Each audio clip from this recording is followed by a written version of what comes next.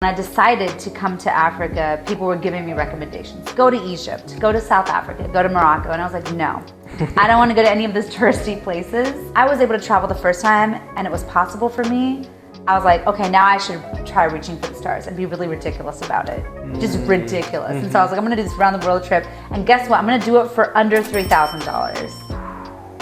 Y'all hear this? Bruh. And I did. I was very much a budget traveler. Thinking about the narrative surrounding Africa in general, just not Ethiopia, but all of Africa as an American, what it looked like narrative-wise, Africa like in 2015 is crazy. And for me to go to Ethiopia. Yeah. Not Egypt, not like, I was like, I'm going there. Yeah. And people were like, where? What? Why? Yeah. That's kind of what even tipped me off to Ghana in the first place, is the fact that they were opening up this bridge with the diaspora. And being Indian, I knew that a little something about diaspora. I know that Indians have been spread across the world. And I wanted to understand how to better connect us because I haven't seen a lot of that myself. And so all of a sudden, Ghana pops up on the scene with this year of the return, calling diasporans to come back, calling African Americans to come to the continent, and they're welcome. And I thought, that is so beautiful. What are they doing? What is that like? What are the energies that are gonna come up? How are people really gonna come together? What does that look like? In my mind, I was like, they are the blueprint for how this is done. Makes sense. This is the land of origins. This is where things begin. This is how you learn, literally, how the rest of the world can operate and do these things. That's why innovation really is born here. What I've noticed about the Ghana creative scene is it is everywhere. People are hustling to share their creativity. People are being creative in how they try to hustle or hustle you. And so I appreciate that, you know. It is everywhere if you know what to look for and if you're open-minded enough to look for it. Some people could just say like, oh, look at them begging or look at them do this. I'm like, no, look a little deeper at what they're exactly doing when they're asking you to help them or when they're asking you for money. There's something else there. It's like sometimes people are like taking natural elements and creating something out of it, or like, I can give you a tour of this place, or I can bring you to this restaurant where my brother is, and I'm helping the family now, I'm helping the community. So people are always hustling in really creative ways. Today we got a treat, man, because let me just tell you who I have sitting right next to me right now. This is, to even say world traveler is an understatement, because she's been all types, she's been everywhere. Listen, if you want to talk about all different types of places, Africa, Europe, Asia, the list goes on and on and on and on. She even been to Antarctica. Like, who goes to Antarctica? Like, what that's insane. So I just wanted to sit her down real quick and just have a real heart to heart and just talk about the experiences, what brought her to Ghana and her experiences here, because, you know, we are a Ghana-centric channel, but it's not always about Ghana. Sometimes it's about self-discovery. Sometimes it's about bringing about your best self. And I feel like this is somebody next to me right here who has done that, all that and more, in the span of, we're not going to talk about her age. I don't know how old she is, but I'm saying, like, in her short time of living on this earth, she lived a lot of life. She's been to a lot of different places. So welcome, please, Priyanka, to the channel. I'm the only one here, but we're going to clap anyways. We're gonna clap. Yeah. Mandase for all of the kind words. I want you to talk about how you fell in love with travel and just like your mindset regarding maybe even the first few places that you went, and like what awoken you to go to 87,000 places, like how she's been. So, yeah. What do I love about travel? Well, when I was younger, I was born in West Philadelphia, but then my parents moved to Florida, Central Florida, Polk County. We share that in common. And I can't even really say shout out Polk County because you know, it's a place. It's a place. It's a place. It's a place. But people who are from there, they know. If you know, you know. You know, and you have respect when you see another Polk Countyan out in the world somewhere. Yes. So being from Polk County, I actually did not think it was possible for me to travel, which was interesting because both my parents are immigrants. They come from different countries. They have family in different places. So I always knew the world was bigger. I could conceptualize it in some way as a child, but I never really thought it would be possible for me because I didn't see the way for it to be possible. You know, I didn't come from a lot of money. My parents were young when they had me, so they were struggling. So for me, it was just like, this is some dream. It may never happen. So what I did is I just started writing stories about how kids would be traveling the world and where they would go. And I would write about all these fantastical places, and I would literally be adventuring in my own imagination. And I think that just having that cultivated at a young age, writing, having an imagination, translated over to academics and winning scholarships for writing. And I ended up going to college, and that is when I realized there's such a thing called study abroad, and that you can get money to go travel. And I thought, wow, this exists, I'm going to do it. And the first place I wanted to go to was India, and part of that was to reconnect with my culture.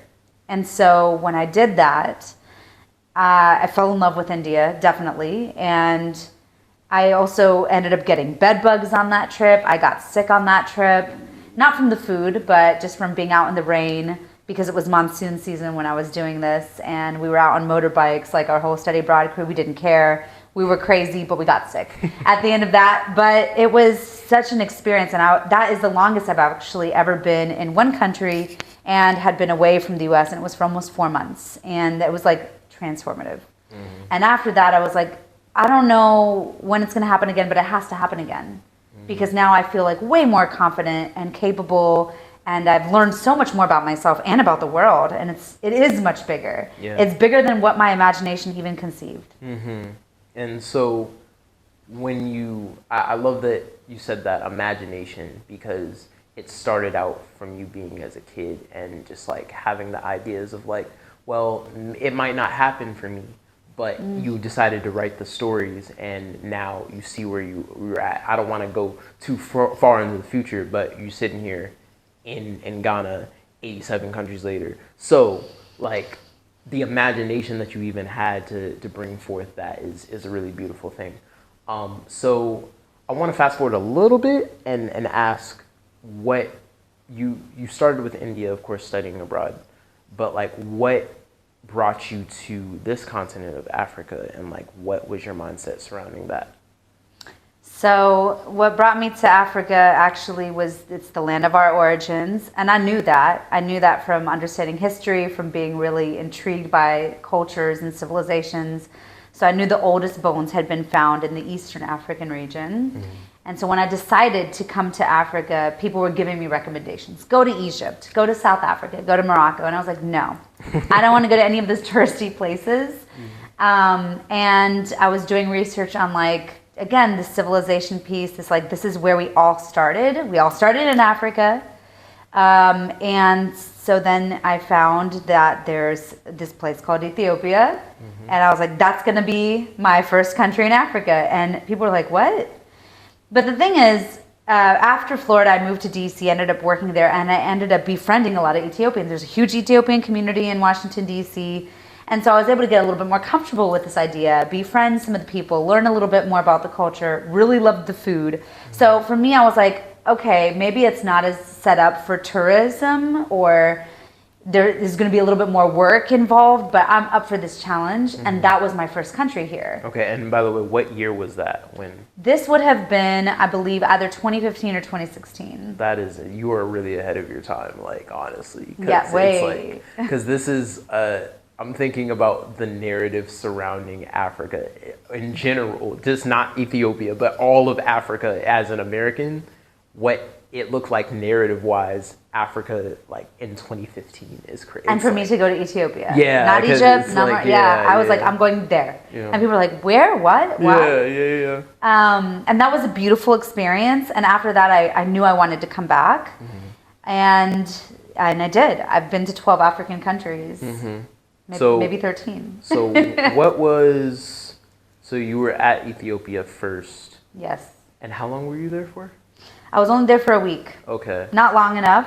And I think what's also interesting about that trip, by the way, is that I was designing this round the world trip. So it was literally going to go around the world, and I wanted it to touch on a couple continents. Okay. And this is me being ambitious and, again, using my imagination. And part of when I was able to travel the first time and it was possible for me, I was like, okay, now I should try reaching for the stars and be really ridiculous about it. Just ridiculous. And so I was like, I'm going to do this round the world trip. And guess what? I'm going to do it for under $3,000. Y'all hear this? Bruh. And I did. I was very much a budget traveler, so I did. How do you, man, there's so many keys in here. What is like the first approach to something like that, doing a under 3,000 like around the entire world? So wait a minute. So you did, when you say around the whole world, yeah, you are saying from continent to continent, or are you going just like circling around? I'm kind of circling around. Like I'm going to start in one place and I'm going to go all the way around until I ended up back in that place. And that started in Ethiopia, or did it it started in DC. Okay. And then I had a layover in LA, which wasn't supposed to happen. We can get to that. So there was some struggle in the trip too. Of course. And then from there, Fiji, and then from there, Australia, and then from there, Thailand, and then from there, Ethiopia. Oh my goodness. And then a layover in Qatar, and then to DC. How do you stay awake? That is my first question. How do you even? Well, this is over a month. Okay, yeah. So there was, but even that is like kind of a bit. That's a lot. A bit much. That's and a I lot. spent 2 weeks in Australia. That was just so far that I was like, okay, I'm gonna do 2 weeks there. Yeah. I had family there, so when I was able to tap into this, like I know our family has these global roots. I started like really trying to build that bridge of like I want to visit them, and I haven't been able to be in touch with them since. These were more distant relatives, and since we've gotten out of touch, I'm not able to contact them in any way. So it is a little sad, but sometimes I realize that you're maybe only going to be in touch with certain humans, whether they're related to you or not, for a period of time, and that serves its purpose. Absolutely. And I got to go to Australia out of that. That's the only time I've ever been, actually. Okay. But that is also what helped me with the budgeting, is I was able to stay with these people, and they were able to show me around, and they were very hospitable. And then, what are your keys for being able to be? Because even right now, like something that y'all have to know is when she is taking things, like I've seen it myself. She has one bag. It's a little small bag. It's not no like huge suitcase. She's not carrying 4 huge bags with her. Usually you carry one bag at a time and you just going. So it was so small too. The bag I took with me around the world was smaller than the bag I have now. Oh my! I don't know how I did that. I don't know. Yeah, that's wild, because it's like washing laundry. Yeah, all the time. No, I was gonna say you hand wash and everything. Basically. Like how in the world? So what would you say as far as budget friendly travel has been like? The things that you've learned the most, even from doing an experience from that, like that, but also even from what you're doing right now? Like, what are your biggest keys for that? And that was 10 years ago, guys. Yeah. Honestly, for me, I don't necessarily feel like it's necessary to spend all out on one trip or one place, because there's still so much to see. Yeah, I think that's why I'm not like, let me go do luxury or here, because there's other places. And I would like to be able to have the money to go to more places. Also, I'm very much like budget conscious in the sense that it's not because I can't necessarily afford that. It's more of like, well, I don't want to just spend all my money on travel. Like I still want to have money in case something happens. Right, so I always make sure that I'm good too. And that was the other thing. It's like, I wasn't just about to like blow all my money and then be stuck when I come back to the US, which is way more expensive than most of the countries I visited. Yes, exactly. So that's the thing, is like, just you're being wise. That's why you're budgeting. But the other thing was like, where do I have connections? Are these countries cheaper? Okay, good. Now I can plan to be here longer or here. I also did a lot of one-ways. So that's what allowed me to keep the flight cost really low, is because I would find a good one-way to each of these places. And then think about, does the timing work? Is that a long enough layover? Do I want to spend longer in that country? Whatever. Okay. So I feel like one of the biggest takeaways for that, for sure, is the one-way flights, because the people are not really thinking about doing those types of things. I do one-way flights. I live by that. Yeah. Really. And that allows me to do like last minutes as well. But also, with the last minutes, if you are booking your flight on the continent that you are trying to travel around, it is much cheaper than if you were to book it in your home country or elsewhere, or book it in advance. I do find that that is still pretty true, unless you're doing it like very last minute. But if I'm like booking a couple weeks out or a week out and I'm in the actual continent, like in Africa, I'll book my tickets in Africa because I'll find good prices here. The prices will be versus better. if I'm trying to plan it out. And that's something I learned. And meanwhile, people still right now are like looking at round trips, everything, and that's because it's like people are so used to doing it like that. It's like major key alert. That's what you give in the keys, man. But also, to your point, Ethiopia was not like this big destination, so I think it was a lot cheaper when I visited. Yeah, that too. To just like even be in the hotel, I think for the week was like maybe $100 for the week, maybe. Yeah. I don't even think it was that much, and things were still being formulated. But I appreciated that Ethiopia stepped up and we're like, okay, we have some visitors here, like let's do. And so there was like a driver who was like really trying to work with me, like, what do you want to see? And then like other people who knew of places. And that's really how it kind of came together. And how do you feel like when you touched down and you felt like I am on like the soil of where the origins of history, like the origins of human history, like really was? Like, how did you feel about that? Lucy was a lot smaller than I thought, so that made me feel good because I'm very short. But it was I was just taking everything in, and I had a very similar feeling to when I went to India and I reconnected there, and it felt so empowering, and it felt like, yes, this feels right. I felt that same kind of feeling in Ethiopia. I was like, wow, like I'm reconnecting with like origin right now, and like I'm here to take everything in, and this feels so right that I'm here. And call it rose-colored glasses, but I loved everything about that trip. Regardless of whether there were good moments or bad moments, someone trying to scam me, I'm like, whatever. I don't have money on me right now. But it was, I had good moments there because I was so open to receiving what Ethiopia was going to give to me. And that is a mindset I try to keep with me with every country. Yeah. Like after a while, people say the novelty of going places becomes old because that becomes a constant. If that happens to me, I actually will slow down and I'm like, okay, I'm ruining it for myself. Because there's so much beauty in what places have to teach you and offer you. And so if I'm just like going through then I'm missing that out, then I'm like, okay, I need to slow down now so I can learn to appreciate and reflect and notice the small things and the small interactions. So that makes me want to ask you, when you are catching a flight, because how many flights your entire life do you think you've been on, first of all? Well, okay, let's talk about that, because I'm also someone who cares about sustainability and regeneration in travel. So I don't just want to be burning up a huge carbon footprint, and flights do that. So I'm not always taking flights. Sometimes I'm driving in countries or across countries. Sometimes I'm taking trains, buses.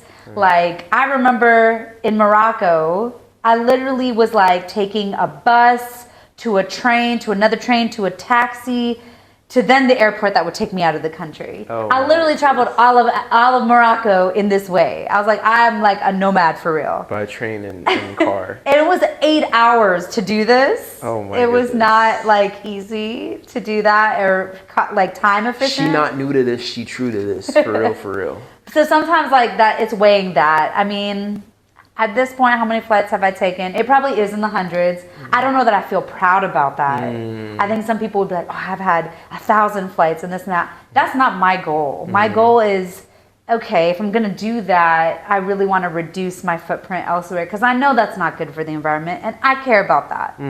I get that. Okay. So what I was going to ask as a follow-up was, because people have said like having that monotonous feeling about like traveling or, getting that. So when you are taking these trains and taking the cars or a flight, have you ever felt like, what is your feeling usually like? Or do you still feel like excited? Do you still feel like, wow, like I'm about to see, even if it's a place you've been to before, like you've been to Ghana, 4 times at this point now?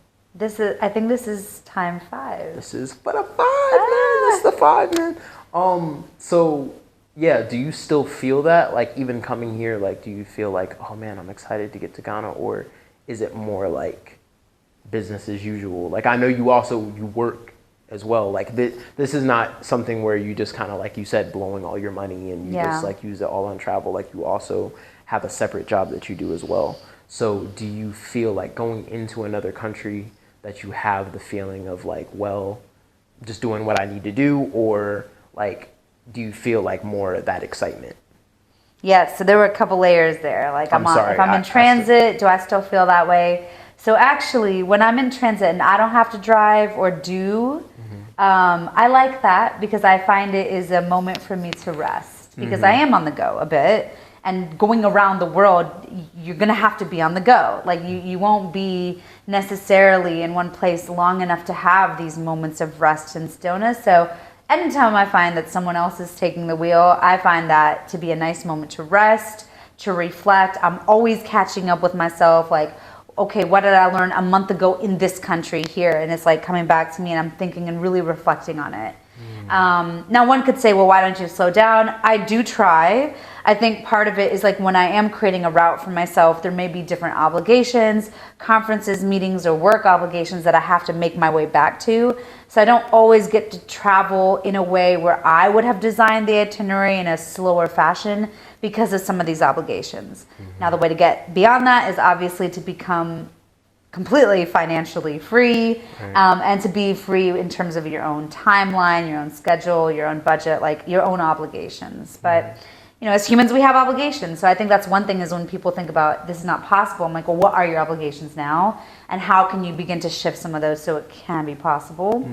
In terms of the new feeling, I think for me, like coming back to a place like Ghana, does it feel like new? I love when I get a new feeling here because now it feels more like home. I feel comfortable enough here.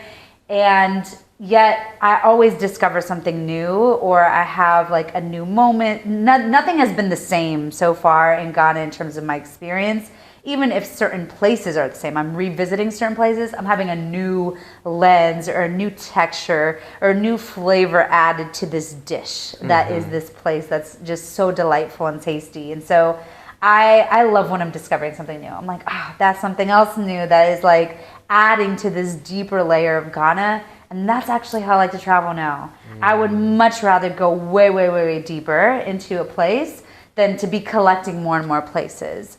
But I will say, because I already have that in my mind that I want to go deep, when I am going to new places, I immediately try to do that. Talk to some locals. Go walk around. So don't have so many things planned, and especially try not to do it in touristy places. Go to the places that are more cultural. And for me, I actually have a blueprint for that. I love art. I love creativity. I love tapping into that. I feel like that is the heartbeat of culture of a place. So I will always try to do my research in advance to find like where were the artists hanging out? Where are the musicians hanging out? Where's the art happening? Where's the street art? Because you're going to find some culture there and you're going to find some kind of interesting thing happening. And I almost always do. And so I usually like to stay in those neighborhoods when I'm traveling. You were talking about staying around those creative scenes. Yes. What have you noticed about Ghana creatively? And also I would like you to speak about, if you don't mind, when you first came here and just like your first impressions as well. What I've noticed about the Ghana creative scene is it is everywhere. People are hustling to share their creativity. People are being creative in how they try to hustle or hustle you. And so I appreciate that, you know. And so I think like it is everywhere if you know what to look for and if you're open-minded enough to look for it. Some people could just say like, oh, look at them begging or look at them do this. I'm like, no, look a little deeper at what they're exactly doing when they're asking you to help them or when they're asking you for money. There's something else there. So anyways, that's the first thing. And I can get into a little bit more of what that means. Like sometimes people are like taking natural elements and creating something out of it. Or like, I can give you a tour of this place, or I can bring you to this restaurant where my brother is. And I'm helping the family now. I'm helping the community. So people are always hustling in really creative ways. And so I think creativity is just part of Ghana. What else have I seen? I think, you know, I love the fashion. I love the food. There's spice in both of those things. It's very colorful. So sometimes when I'm not dressed colorfully, I'm like, I feel very self-conscious here. I'm like, I need to add some color to my outfit right now because I'm going to stand out as this boring, too minimalist person. And so, yes, I'm like, let me get more colorful. And I appreciate that about this place because sometimes in other parts of the world, it's so monotone and minimalist and one color. And that can have its own sleek look, but it can also get very boring. And so here, you're not going to be bored. When I first came to Ghana, you know what's actually coming to my mind right now? I arrived when it was about to be sunset. I think it was the first day of Afrochella, now called Afrofuture. And so I was like, okay, I need to get there as soon as possible.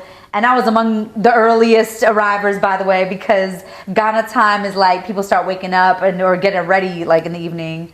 And then really it doesn't start until nighttime. But I was there, and the thing that's coming to mind right now that just like, I was so taken aback by this in the most beautiful way as I saw live Amapiano.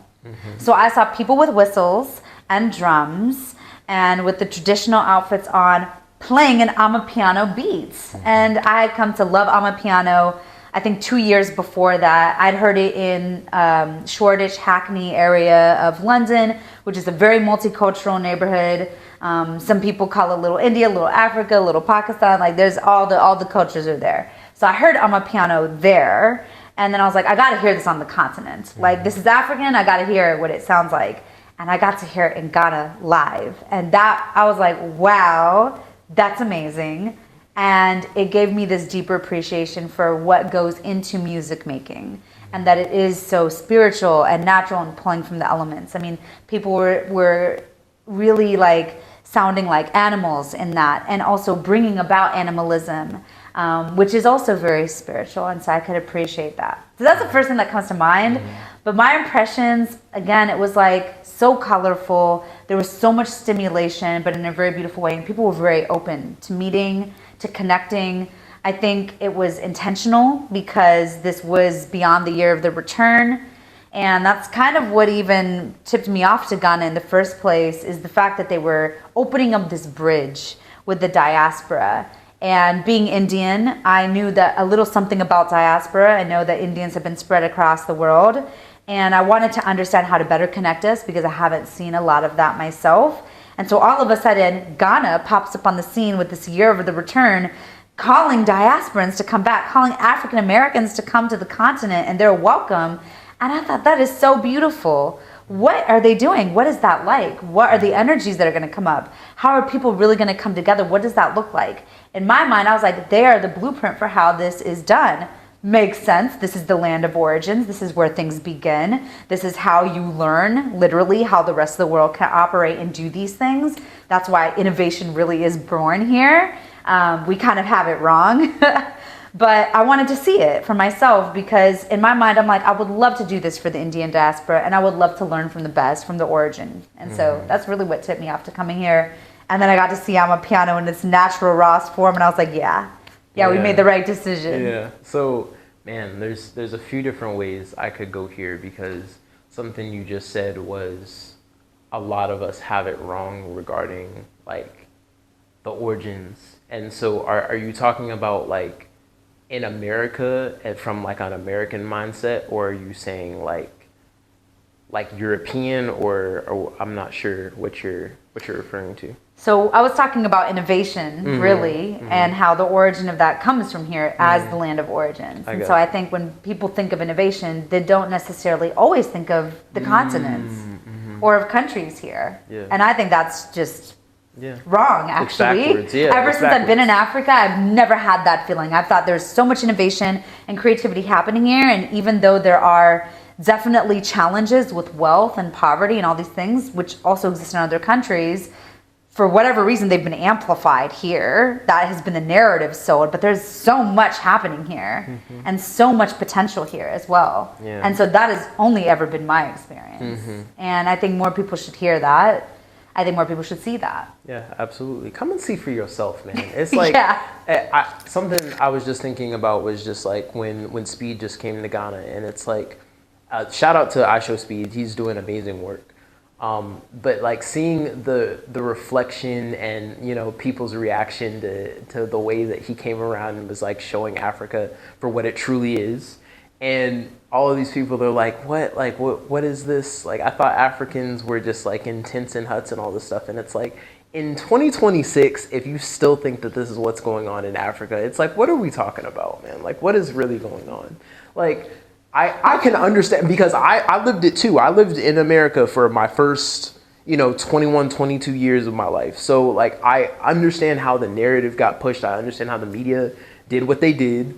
In 2015, when she came to Ethiopia for the first time, that was the first reaction that she would get. And even me, when I first decided to tell people that I was coming to Ghana, everybody's reaction was like, what, why? Like, why would you want to go to that place? And the narrative was just starting to change at that time. Mm-hmm. But I say all that to say, if it's 2026 and you're still thinking that Africans are there's nothing going on over here except for giraffes and monkeys running around, it's like you really need to educate yourself. Like, be so for real, man. Anyways. I've still never been on a safari, by the way. Really? Yeah. That's crazy. Because I don't want to do that. Yeah, like, I want it to actually be more natural. Yeah, it's the touristy And people have thing. told me there's a very natural way to see animals. And in Ethiopia, I actually got to go to a conservation center, so they were protecting animals. It wasn't necessarily... like a zoo. Like, no, it wasn't a zoo at all. They weren't actually open. They were like, we're fundraising right now, but sure, we'll show you the work we're doing. And now it's a big center, so it's crazy to see that. But yeah, I've still never been on a safari, because when people talk about Africa, they talk about these things, pyramid safari, and I'm like, I didn't want to do any of that, because I'm like, I know there's deeper here. I know. So I would like to know what's deeper. I don't want surface level. And so if I'm going to do any kind of animal experience, I've heard that I can literally go on a road trip through different countries in Africa, and there's no like barriers, and animals are literally running aside you. And I have a friend who did this when they were like driving from Cape Town to Cairo, and I'm like, wow, that can happen. So yeah, I would like to do it that way. Yeah, the natural way, as opposed to it being like shoved in your face as a tourist. Like, there's so many, something I've also talked about recently is that phenomenon of, in Ghana specifically, but it's probably other African countries as well, when people come to visit and it's like they'll fall in love with it, deservedly so. Ghana is great, but it's like, oh yeah, they're like, oh, we're just gonna come and live here. And then it's like, little do they know, it is not the same when you come into vacation here versus when you come in to live here. You gotta figure out sustainability. You gotta figure out how to live in a whole nother country, and a lot of times on a whole nother continent. Like, it is not just some surface level thing. So, but anyways, we getting off track. Tourism has its place now. Yes, guys. absolutely. We get it. Yeah. It brings in money. I get that. Yeah, we like the money. We like money, but it's just like the narratives. Sometimes the narratives need to change, and I feel really blessed and grateful to be able to be a part of changing the narratives, because it's like. It's been going on for too long, And we are. It's very important work. All of this is diasporan work. Absolutely. All of this is important work. And you're right. Like, we're actually the, I would say, the innovators in this. Yeah, absolutely. We're at the forefront of all of this. It is like, sometimes I take a step back and I feel like really like, man, like, even me, and I have other friends that are here, that will be showcased or have already been showcased on my channel before. Friends of mine that are really like around my age, like doing great work here. And it's like, I feel so inspired every time I see what they're doing, because I'm like, man, we really in 20 years, they're going to have to talk about us and the work that we're doing here, like right now. I want to manifest that. Yeah. I would love that reality. Absolutely. And we're here. So, that went in so many different places now. It did, but it's all about diaspora. Diaspora does go in different places, literally. So it's okay. But all the I show speed, what we're doing now, my intention with India, it doesn't end with India, by the way. India has this connection to Africa. There are Indian diasporans here and intermixed with Africans. And so there is some thread there about the land of our origins, to bring it back to Ethiopia. There is a thread there to connect us, because we have been divided and we act so divided. And I actually think we'd solve so much of the problems that we have if we went back to these threads of connection. And there's so much, and they want to keep us divided for so long that it's like, and it's worked for so long that colonization. It's worked to the point where they don't understand. Like, a lot of people don't understand the power that comes with us moving together and being, and having these types of conversations and just building relationships. Like, this is just the homie, like, even off camera, this is just the homie. Like, you know, anytime she's in Ghana, I tell her, pull up. You know, we go and, you know, go hit a restaurant, or we go in dancing, we go in all types of places. We go have tea, different places, like, you know, so it's deeper than just, you know, even having a conversation on camera. Like, you really the homie. So I just wanted to show love, you know, and also I want you to shout out yourself, because she's also an author. And yes. I not just an author, but an incredible writer, but an author. There's a difference between a writer and an author, right? I would author means so. You're published. You're right, exactly. Yes. So she is a very well published author as well. So I want you to shout yourself out, shout out all the things that you're working on, and also the 2 books that you have now, right? Yes. So, I mean, we're bringing it back full circle, right? I started writing and with this big imagination of going on these adventures. And then when I started going on these adventures, I thought to myself, this has to be in a book now, because it's kind of, again, ridiculous, crazy that this has happened, but it should be documented. And so I have 2 books. The first one is called Third Culture Kids of the World, Exploring Sustainable Travel. And it's exactly that. It explores travel more sustainably, but it also does so from the lens of being multicultural or being the bridge. And so I actually talk about Ghana's year of return in that book. And that is what tipped me off to wanting to come. And it also centers activism. So part of it is that we can be in a more sustainable, globalized world if we're still dealing with racism, if people are still not caring about the environment, if there's still capitalism that is dividing and creating wealth inequality. So I talked a lot about those topics as well. It's a very globally knowledgeable book. Mm-hmm. The second book is called Sustainable Nomad, and that is about my nomadic journey. So the first book, I wasn't nomadic then, and then a year later I decided to hit the road, and there's a deeper story there. But then I was just writing notes in my diary about this, and people kept asking me when a second book would come out, and I didn't have any intention or plan. But then eventually enough people asked to where I looked at my notes. I'm like, I think this could be a book, and so I made a book about that. But it's deeper than just my journey. It always is. And so I interviewed like dozens of nomads for this that I included in the book.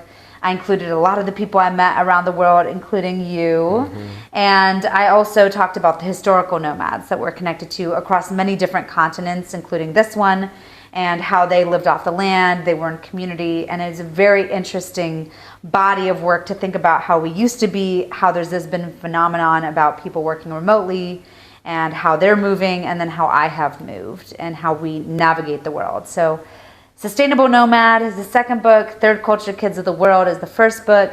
And besides that, I also have a channel at PS Travel Stories on Instagram, on TikTok, where I am emerging with my own content, more visual content to include stories, what it's like to be nomadic and remote work.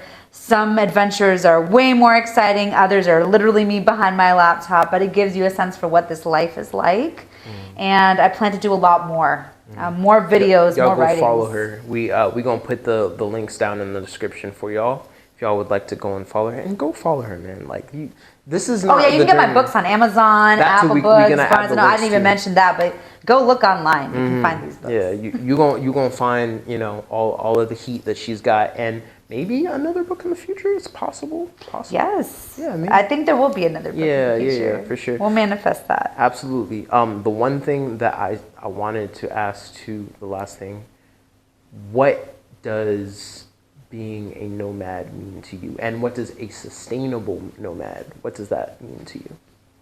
So being a nomad very simply means someone who moves around from place to place with no one home base. That's as simple as it is. There could be a particular reason they move, and so that also sometimes goes with it. But yeah, that's it as its base. For me to be a sustainable nomad, there's a couple of things. So not only do I want to live in harmony with planet and people, I want to be mindful of my own footprint, I want to be good to the earth.